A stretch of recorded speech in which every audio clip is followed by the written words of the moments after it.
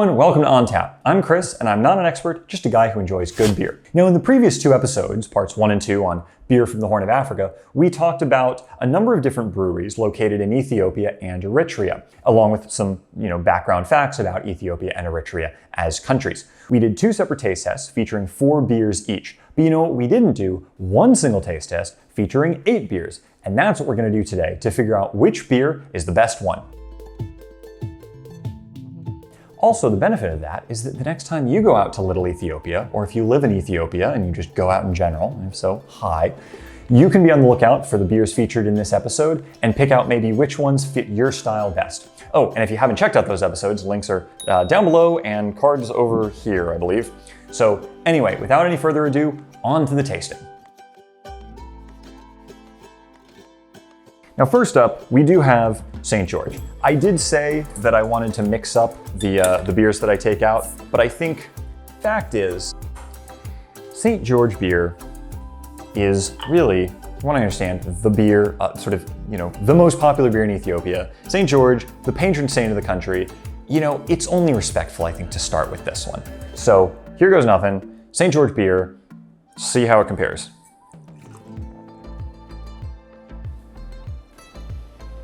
Yeah, so deep honey gold, nice color, deep golden honey color. A little bit of a head there, not too much. Broadly speaking, that's so characteristic of this is it has a very notable sort of sweet corn flavor to it that is particularly unique to these African beers. It's a light, reasonably well-balanced lager that has a little bit of a sweet corn flavor to it that makes it a little bit more interesting than kind of a garden variety lager. The other type of sweetness that I could describe in this, almost like a honey type of sweetness, but it's sort of a honey corn kind of sweetness, but it's not like a sugary sweetness. Yeah, it's like a honey or a corn or a more sort of natural flavor that's not just like sugar or like a chocolate sweetness or anything like that. We've done St. George. Next up, let's do Meta. And if you haven't seen the other episodes, you notice there's what's called the Ge'ez script on this, which is sort of the official script of of Ethiopia, but sort of was created by the Amhara people. It's a very unique alphabet. You don't really see it really in any other part of the world. Okay, so Meta. This is about the same color as St. George. Kind of a middle golden color. Also, not much of a head on this. It's similar in some ways to the St. George. Broadly speaking, it is a lager. It has a little bit of that kind of notable sweetness to it, leading at the front. The thing about this is the sweetness is slightly more clingy to your mouth. It's like somewhere between like corn and honey. Let's continue on with beer number 3. Next up, we have Meta Premium. Now, I think I do have to just keep the 2 Meta beers together. The fact is it's, same company, and I know I did that in part 2.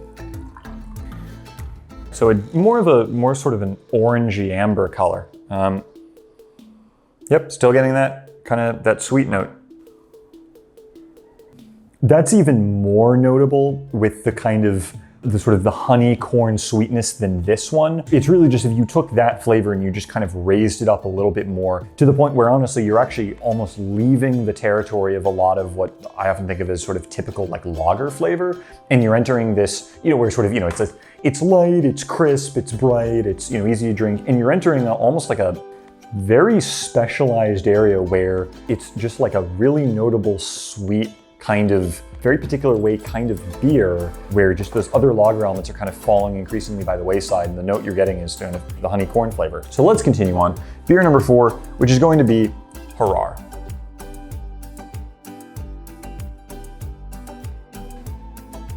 Quite a lot of a head on this. Now, unlike these 3, this has a very frothy head on it, but maybe that is just because of transport, who knows. This has virtually no sweetness to it. Unlike any of these 3 beers, this is a much more sort of a very dry lager. I'm already tasting that kind of in my palate. It is a smooth yet dry, well-balanced lager. Let's continue on. Next, we have Castel. Color on this is not as orangey as the Meta Premium, but it's definitely a little bit more, it's like a deep gold. Yep, and it's got that sweetness in the aroma. This tastes very similar to these two beers. This one has this very much, it's got that sweet corn flavor, but where it's pretty much the first and primary note that you're getting. And then behind that, you've got kind of the foundation of a typical lager. So, quite interesting, different flavor profile from what you're used to. But anyway, let's keep going. We're certainly not done yet. We got a few more beers to get through. So, next up, we have Walia. And this smells like a very standard lager. This is a very, very standard, generic, global flavor lager. If you had this and it was made by some brewery in the US or Belgium or, Heineken brewery in Ethiopia or, India or China or Italy or wherever, and you just had this and you just think, yeah, this tastes like beer. So 6 done, 2 to go. Number 7, we've got Asmara. And apparently it's one of their largest exports, actually. Very, very, very pale straw yellow color on this. I would say probably the lightest, the palest of all of these beers thus far. And it smells doesn't have much smell, very sort of a dry kind of lager smell. It's got an acceptable body. It is very light. It's very dry. There's a touch of hops, and there's also a little touch of that honey corn sweetness. All in all, that's well balanced. And I think it has a more sort of rounded and complete profile than, well, certainly this standard beer, than these, which I think lean too much heavily into that kind of honey corn sweet lager flavor, and that's what you're getting. This has a good balance to it. I like it.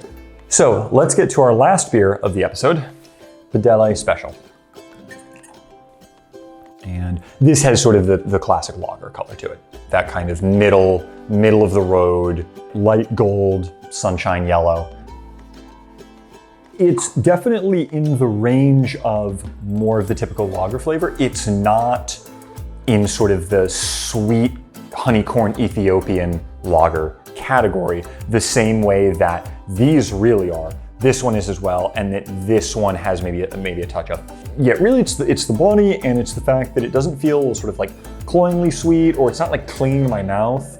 I've talked about the honeycorn sweetness, but there's another element at play here in the body of these Horn of Africa beers that I think a lot of other lagers don't really get, and it's a sort of, yeah, it's just like a sturdiness in the sense of grain. Anyway, I'm gonna need to do sort of a second final ranking on this, see sort of how these all compare to each other now that we've got them on the table into general, the sort of the general macro categories, and then we'll go from there. Okay, so in conclusion, this is my final ranking. I've really broken these up into sort of 5 separate groups. So in last place, we have Walia. The fact is, this really just tastes like a generic, sort of globally recognized generic beer. So this is sort of, beers number kind of 6 and 7. I've got Castel and Meta Premium. These are the beers that are really the most forward with sweetness. Specifically, I would say a sweetness that, in my opinion, borders a little bit on cloying.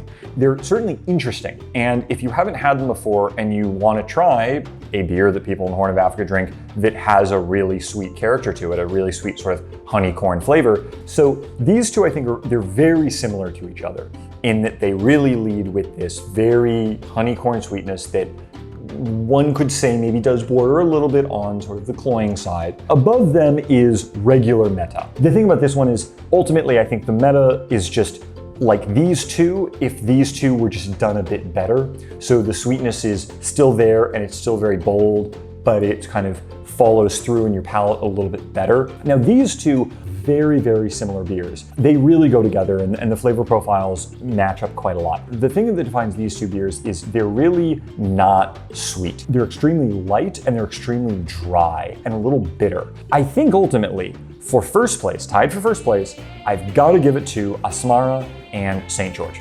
The thing that I like about these so much is, starting with the Asmara, it's got that kind of that dryness, that smooth, slightly hoppy grain flavor to it, but it has just a tiny, tiny touch of the sweet honeycorn flavor woven in. And so you get this very nice, light-bodied, smooth yet dry, yet very slightly sweet, really enjoyable to drink beer that gives you a very unique, I think, flavor profile compared to other beers you're going to find around the world. And I really got to give it points for that. Sort of tied for first, shall we say, I've got to give it also to St. George.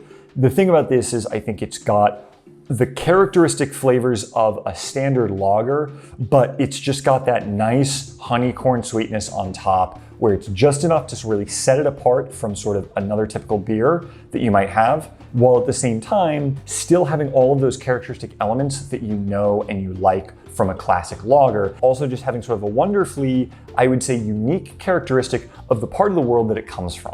One thing I think to note about all of the flavors with these beers is there are two major characteristics that really set these beers, again, not counting Walia, but setting these beers, I think, apart from other beers you'll find around the world. The characteristics that establish East African beers, or I should say Horn of Africa beers, as being very unique and standing sort of amongst themselves. And that is a sweet honey corn flavor, not to all of them, but to most of them. This is a type of sweetness that you almost never get in other lagers. And I don't even mean compared to certain there are certain sort of non-Pilsner German, classic sort of German Bavarian lagers where there's maybe just like a tinge of sweetness, just the tiniest flavor of like a sweet barley. I don't mean that. I mean like very notable, like yes, like there's sweet flavor in this beer. And that is really, really emblematic of a lot of these beers. And the second thing on top of that I'm gonna say is that there's an aspect of what I can only describe as strong sort of grain flavor. They all feel like they have reasonably acceptable bodies where there's this foundation of grain. Let me know what you think. If you think this assessment's interesting, I mean, I'm assuming most of you have probably never had these beers, but I would recommend go to Little Ethiopia if you live in DC or New York or London or LA or you live in Israel or you're Ethiopian. Again, I'm preaching to the choir there. Out of these 8, I'd say the ones that I'd recommend would probably be these 5. Yeah, so Meta, Harar, Bedele, Asmara, and St. George. So anyway, that's my review. I hope you enjoyed, and I'll see you next time.